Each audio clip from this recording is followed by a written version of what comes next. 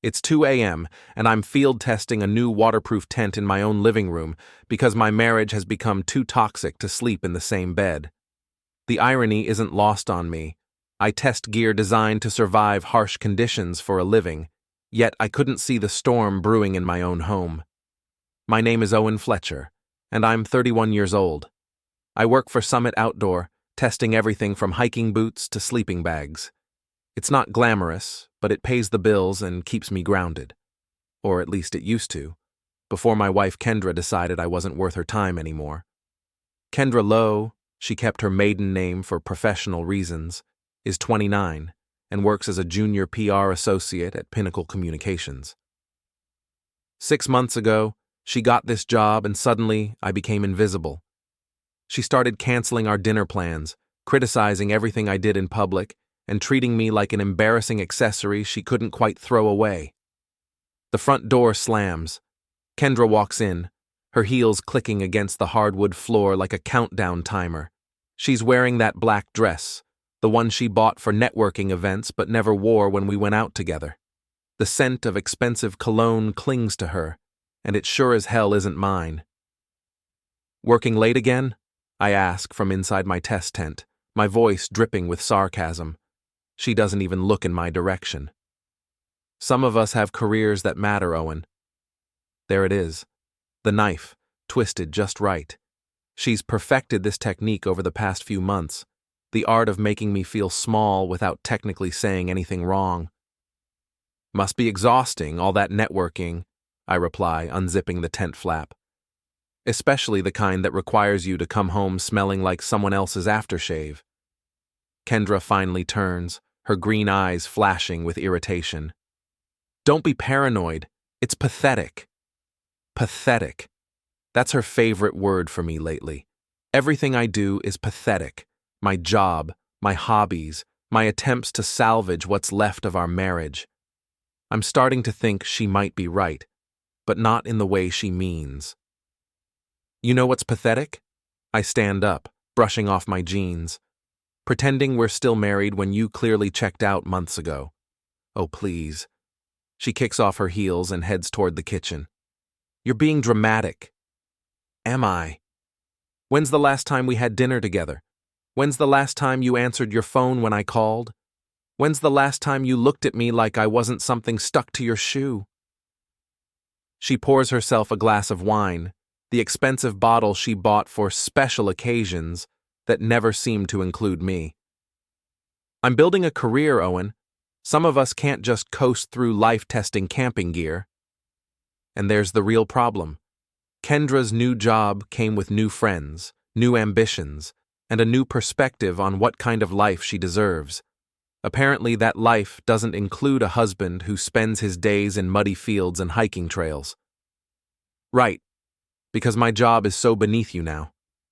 I fold my arms. "Funny how it wasn't beneath you when it paid for this apartment, or when it covered your student loans, or when— God, you're exhausting." She cuts me off, not even trying to hide her contempt anymore. "I'm going to bed." She walks past me like I'm furniture, and I realize something fundamental has shifted. The woman I married 3 years ago, the one who used to laugh at my jokes and steal my hoodies, has been replaced by this cold stranger who sees me as an obstacle to her new life. I spend the rest of the night in the tent, staring at the ceiling and wondering when exactly I became the villain in my own marriage. But maybe that's not the right question. Maybe I should be asking when I'll stop being the victim. The next morning, Kendra's already gone. No note, no goodbye, just the lingering scent of her perfume and an empty coffee pot. I check my phone. No messages, no missed calls. It's like I don't exist. I'm getting dressed for work when I notice something that makes me freeze. Kendra's laptop is still open on the kitchen counter, and she's logged into her email. I shouldn't look. I know I shouldn't. But the preview of her latest message is right there, and I can't unsee it. "Can't wait to see you tonight. O has no idea. C. Christian. It has to be Christian Blake, the golden boy from her office, 32 years old, drives a BMW he probably can't afford, and has the kind of artificially perfect smile that screams, Trust fund baby. I've met him exactly once, at Kendra's company holiday party, and he spent the entire conversation looking over my shoulder for someone more important to talk to. My hands are shaking as I close the laptop. Part of me wants to confront her immediately, but I force myself to think strategically. If I've learned anything from testing equipment in extreme conditions, it's that preparation beats emotion every time. Instead, I take screenshots of everything I can find. Email timestamps, text message previews, credit card statements showing charges at restaurants I've never been to. I document it all with the same methodical precision I use to test gear specifications. By the time I'm done, I have enough evidence to paint a very clear picture of my wife's networking. Work provides a welcome distraction, but even testing a new line of hiking boots can't completely clear my head. I keep thinking about that email, about the months of lies and excuses, about how stupid I've been. My phone buzzes around noon. It's Kendra, and for a moment I wonder if she's figured out I saw her email. "Owen, I need you to come to the company party tonight. It's important for my career." No, please. No explanation of why it's suddenly important when she spent months excluding me from her work life. Just a command disguised as a request. "What time?" I ask. 7. "And Owen? Try to dress appropriately.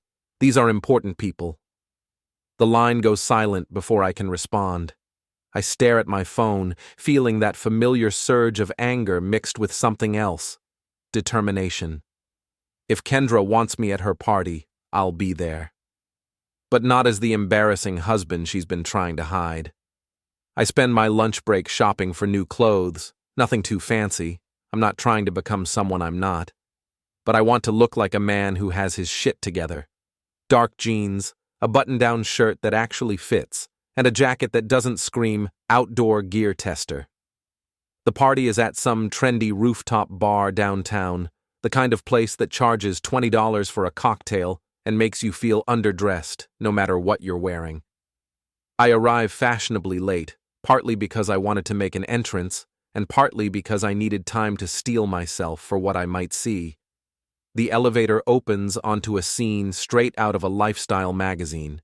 String lights, craft cocktails, and young professionals networking with the intensity of sharks circling prey. I spot Kendra immediately. She's wearing a red dress I've never seen before and laughing at something Christian Blake is whispering in her ear. They're standing close. Too close. His hand is resting on the small of her back in a way that's definitely not professional, and she's looking at him like he's the most fascinating person in the world. It's the same look she used to give me, back when we were dating and everything felt possible. I grab a beer from the bar and scan the crowd, looking for a friendly face. That's when I spot Alina Pierce sitting alone at a high-top table near the windows. She's 30, works as a UX writer for some tech startup, and has been Kendra's friend since college. More importantly, she's stunning in a way that doesn't require effort. Dark hair, intelligent eyes, and the kind of confident posture that suggests she's perfectly comfortable being alone. "Mind if I sit?" I ask, approaching her table. She looks up from her phone and smiles. "Owen, please sit. I was starting to think I was invisible." "Trust me, you're not invisible." I settle into the chair across from her, though I'm starting to know how that feels. Alina follows my gaze toward Kendra and Christian, and her expression darkens slightly. "Ah, I see. Am I that obvious?" Only to someone who's been watching the same train wreck.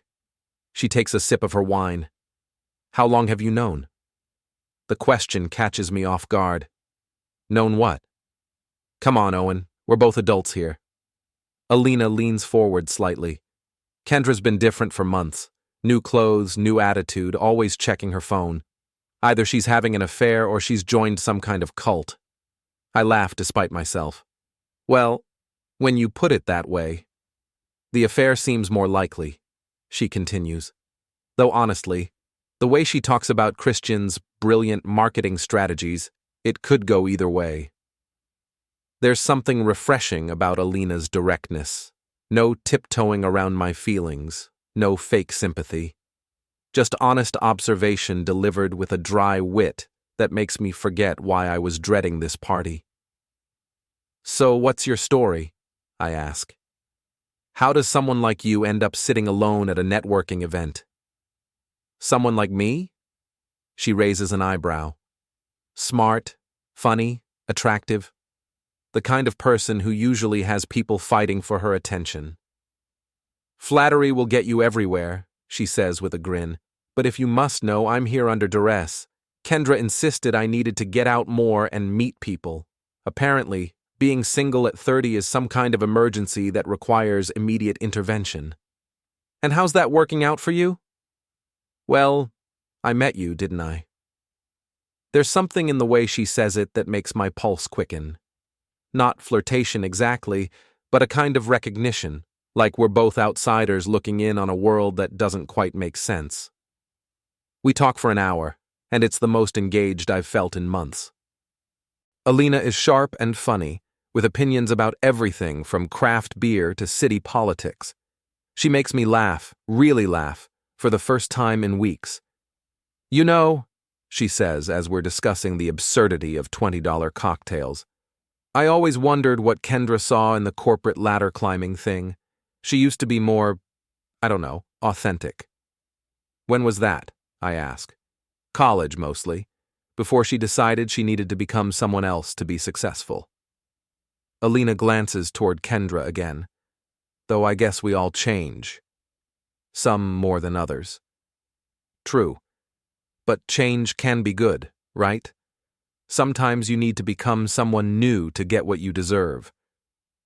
There's something in her tone that makes me look at her more carefully. "What do you mean?" "I mean, maybe it's time you stopped letting other people decide your worth." She finishes her wine and stands up. "Come on, let's get some air." We walk to the edge of the rooftop, where the city spreads out below us like a circuit board. The night air is cool and clean, a welcome relief from the crowded party atmosphere. "Can I ask you something?"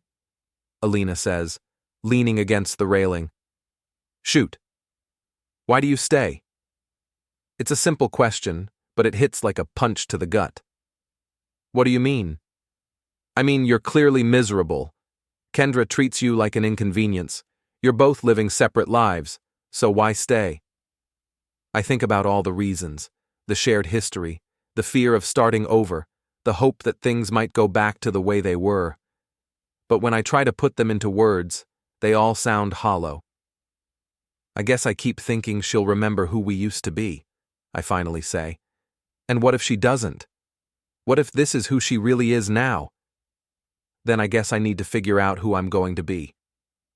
Alina nods slowly. That's the smartest thing I've heard all night. We're interrupted by the sound of heels on concrete. Kendra appears, her face flushed with wine and something that might be anger. "Owen, there you are! I've been looking everywhere for you." Her eyes flick between me and Alina with barely concealed irritation. "We need to go." "Actually, I'm having a good time," I say. "Alina and I were just—" "I'm sure you were." Kendra's voice has that edge I know so well, but it's time to leave. I look at Alina, who's watching this exchange with obvious interest. Then I make a decision that surprises even me. "You go ahead," I tell Kendra. "I'll catch a ride with Alina." For a moment, Kendra looks genuinely shocked, like the idea that I might have my own plans, my own choices, never occurred to her. "Fine," she says finally. "Do whatever you want." She turns and walks away, her heels clicking angrily against the concrete. I watch her go, feeling something shift inside me, a loosening of chains I didn't even realize I was wearing. "Well," Alina says, "that was interesting." Interesting is one word for it. "Ready to get out of here?" I nod, and we head toward the elevator. As we wait, I catch a glimpse of Kendra through the crowd. She's back with Christian, but she's watching me with an expression I can't quite read. For the first time in months, I'm not trying to interpret her mood or anticipate her needs. I'm making my own choices. The elevator doors open, and Alina and I step inside. As we descend toward the street, I realize this is the first time in months that I'm looking forward to what comes next. The next morning, I wake up in my living room tent again. Kendra never came home, and for the first time, I don't care where she spent the night. I have a pretty good idea anyway. I'm making coffee when she finally walks in around 10 a.m., still wearing last night's dress and yesterday's makeup. She looks like hell, and I feel a petty satisfaction at that observation. "We need to talk," she says, without preamble. "Do we?" I pour myself a cup and don't offer her one. Because talking implies you actually care what I have to say. "Don't be childish, Owen." "Childish?" I laugh, and it comes out harsher than I intended. "You disappear for months, emotionally and physically, then accuse me of being childish when I finally stop chasing after you?" Kendra sits down at the kitchen table, suddenly looking tired. "Look, I know things have been difficult." "Difficult?" I interrupt. "Kendra, you've been having an affair." The words hang in the air between us like a grenade with the pin pulled. Kendra's face goes through several expressions: surprise, denial, anger, before settling on resignation. "How long have you known?" she asks quietly. "Does it matter? The question is how long it's been going on." She's quiet for a long moment, staring at her hands. 3 months, she finally says. "Maybe 4. Jesus, Kendra." I sit down across from her, feeling suddenly exhausted. 4 months? It wasn't supposed to happen. It just did. Things like that don't just happen. You make choices. You don't understand the pressure I'm under at work. Christian gets it. He understands what I'm trying to build. And I don't? Honestly? No. She looks up at me, and there's something almost like pity in her eyes. "You're content with your little job, your little life. You don't want more." "I wanted you," I say. "Apparently, that wasn't enough." "I'm not the same person I was when we got married, Owen. I have ambitions now, goals.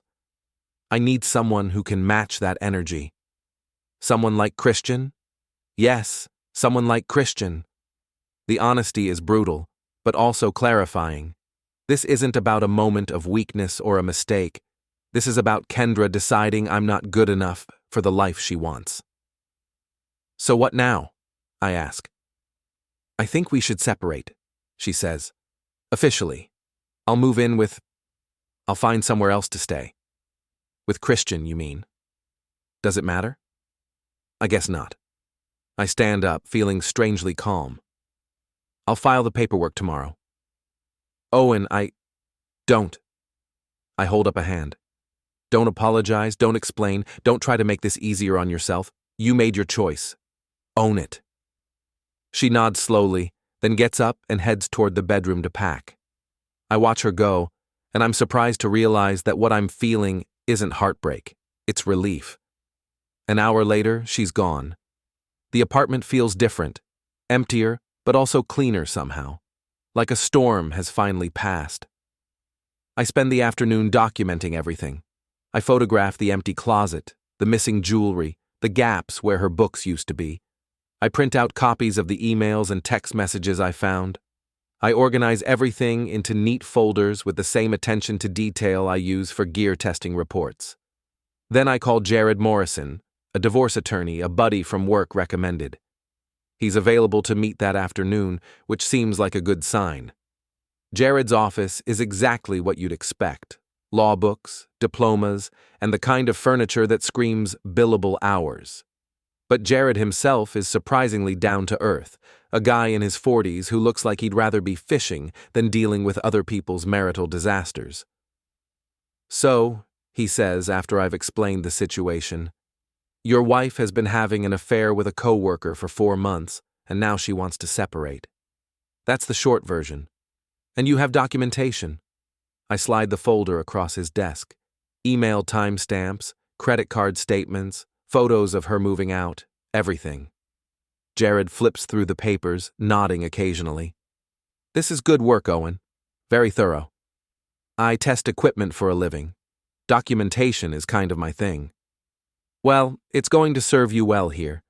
With this kind of evidence, especially the workplace affair, we can make things very uncomfortable for her. What do you mean? I mean, we can file for divorce on grounds of adultery, which in this state affects property division and spousal support. We can also notify her employer about the workplace relationship. I lean back in my chair, considering this. What would that do? Most companies have policies about relationships between employees, especially when they affect the work environment. If her company takes it seriously, it could impact her career. The idea is tempting, more tempting than it should be, but something holds me back. Let me think about it, I say. Of course. But Owen, don't let her walk all over you out of some misguided sense of nobility. She didn't show you that courtesy.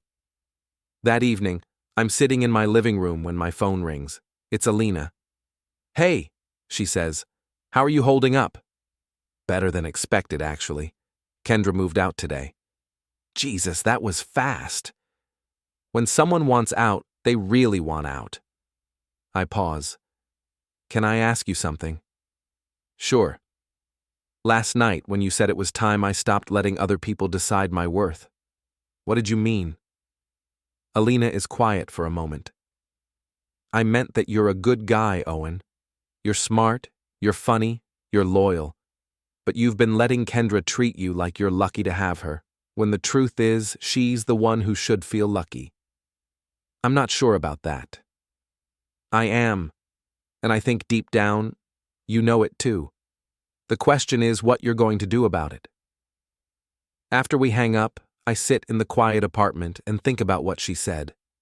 For months, I've been trying to figure out what I did wrong, how I could win Kendra back. But maybe that's the wrong approach. Maybe the question isn't how to get her back, but how to move forward without her. I pull out my laptop and start typing an email to Kendra's HR department. I don't send it, not yet, but I write it. Every detail, every policy violation, every piece of evidence I've gathered. It sits in my drafts folder like a loaded weapon, waiting for me to decide whether to pull the trigger. The old Owen would have deleted it. The old Owen would have taken the high road, protected his wife's career even as she destroyed their marriage. But maybe it's time to become someone new. I don't send the email that night, or the next day. But it sits there in my drafts folder, growing heavier with each passing hour. On Wednesday morning, I'm testing a new line of winter jackets in the company's climate chamber when my phone buzzes with a text from Kendra. Need to pick up more of my things. We'll be there at 6. No, please, no asking if it's convenient. Just another command from someone who still thinks she's in control of this situation. I text back. I'll be at the gym. Key is under the mat. I don't want to see her. Don't want to watch her pack up the last pieces of our life together. Don't want to risk saying something I'll regret. The gym is my refuge now, a place where I can channel my frustration into something productive. Marcus Thompson, my trainer, notices the intensity I'm bringing to my workouts lately. You trying to ruin yourself, or just the heavy bag? He asks as I finish a particularly brutal session. Working through some stuff, I say, unwrapping my hands. Must be some serious stuff. You've been coming in every day for 2 weeks.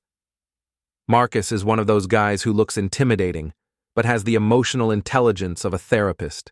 He's helped me channel my anger into something useful instead of destructive. My wife left me, I say, for her coworker. Damn, man. I'm sorry. Don't be. I'm starting to think it's the best thing that could have happened. Yeah? How's that? I think about how to explain it. You know how sometimes you don't realize how much weight you're carrying until you put it down? Marcus nods. I feel you. So what's next? Still figuring that out. When I get home, Kendra's gone, but the apartment feels different again. More empty spaces, fewer reminders of who we used to be. There's a note on the kitchen counter. Owen, I'm sorry it ended this way. I hope you can understand someday. K. I crumple up the note and throw it away. Then I sit down at my laptop and stare at that email in my drafts folder. My finger hovers over the send button for a long time. My phone rings. It's Alina again. "Hey," she says. "Want to grab dinner? I'm buying." "You don't have to do that." "I want to. Besides, I have news." We meet at a small Italian place downtown, the kind of family-owned restaurant that's been serving the same recipes for 30 years. Alina is already there when I arrive, looking comfortable and confident in jeans and a sweater that brings out her eyes. "So what's the news?" I ask after we've ordered. "Kendra called me today," she says. "She wanted to explain her side of things." "And?" "And she spent 20 minutes trying to convince me that you were holding her back, that Christian understands her ambitions in a way you never could." Alina takes a sip of wine. "It was quite the performance." "What did you tell her?" "I told her she was full of shit." I nearly choke on my beer. "You said that?" "Not in those exact words, but close enough." Alina leans forward. "Owen, I need to tell you something. Kendra and I haven't been close friends for a while now." "What do you mean?" "I mean she's been different since she got that job. Colder, more calculating. She started treating people like they were either useful to her or obstacles to overcome. Including me. Especially you. And honestly, I got tired of watching it. There's something in her tone that makes me look at her more carefully. Is there something you're not telling me?" Alina hesitates, then seems to make a decision. "About 2 years ago, I was up for a promotion at my company. It was a big deal. Senior UX designer, significant pay raise, the kind of opportunity that doesn't come around often." "What happened?" "Kendra happened. She was dating this guy who worked at my company, and she convinced him to spread some rumors about my work ethic. Nothing she could be directly blamed for, but enough to poison the well." I stare at her. "She sabotaged your promotion?" "She was jealous. I was making more money than her, had more freedom, and she couldn't stand it. So she found a way to cut me down." "Jesus, Alina, why didn't you ever say anything?" "What was I supposed to say? I couldn't prove it, and besides, I thought maybe I was being paranoid." She pauses. "But watching how she's treated you these past few months, I realize I wasn't paranoid at all. This is who she is." The revelation hits me like a physical blow. Not just because of what Kendra did to Alina, but because it confirms what I've been afraid to admit, that the woman I married is capable of real cruelty when it serves her purposes. "I'm sorry," I say. "I had no idea." "It's not your fault. But Owen, you need to understand something. Kendra doesn't play fair. She never has. If you're going to move on from this, you need to protect yourself." "What do you mean?" "I mean, stop trying to be the good guy. Stop taking the high road while she burns everything down around you."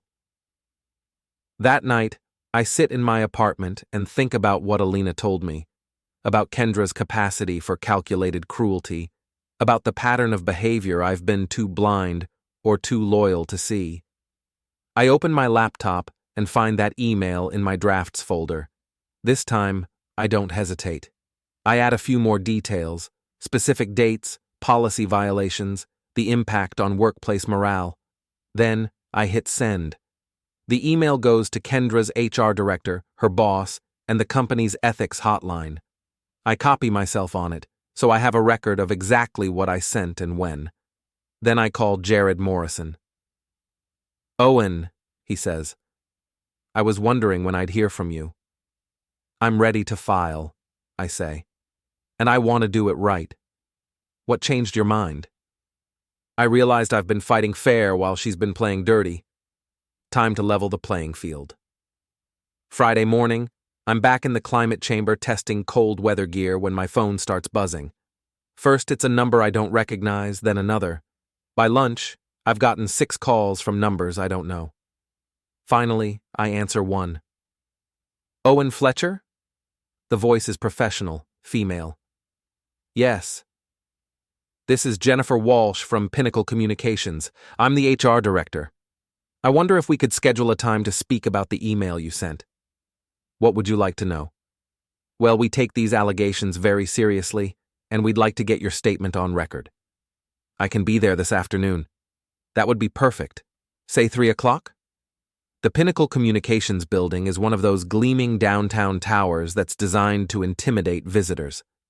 I take the elevator to the 15th floor, where Jennifer Walsh meets me in the lobby.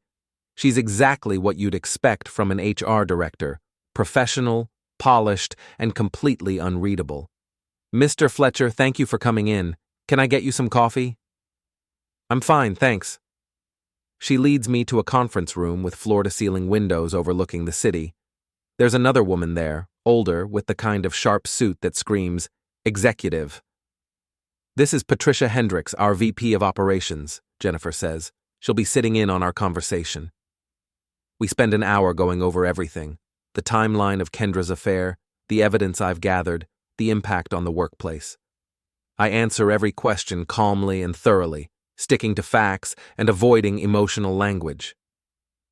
"Mr. Fletcher," Patricia says when we're finished, "I want you to know we take workplace relationships very seriously, especially when they involve potential conflicts of interest or create hostile work environments."